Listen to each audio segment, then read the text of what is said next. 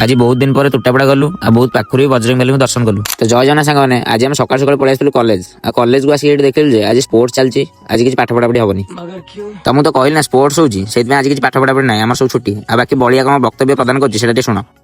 ହବା ପାଇଁ ଚେଷ୍ଟା କରୁ। ଆମେ କୁଆଡେ ଯିବା ନା ଘରକୁ ଯିବା କି? ଘରକୁ ଯିବାନି, ମୁଁ 3ଟା 5ଟା ରିଲ୍ସ କରିବି।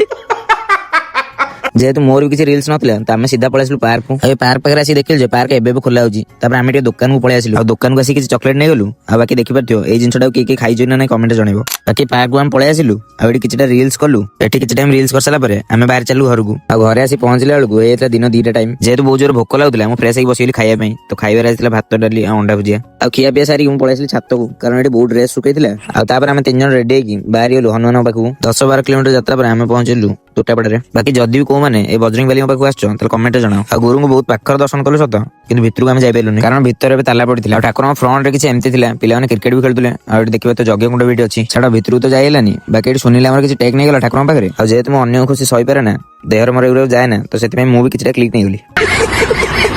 ଆଉ ଏଠି ଅଧଘଣ୍ଟା ବେଳେ ରହିଲୁ, ବାକି ଗେଟ୍ ଖୋଲା ନ ହବାରୁ ଆମେ ପଳେଇ ଆସିଲୁ ଘରକୁ। ବାକି ଯଦି ଭିଡିଓଟା ଭଲ ଲାଗିଲା ତାହେଲେ ଫଲୋ ସବସ୍କ୍ରାଇବ କରିକି ଯିବେ। ରହିଲି, ଜୟ ଜଗନ୍ନାଥ, ଦେଖା ନେକ୍ସଟ ବ୍ଲଗରେ।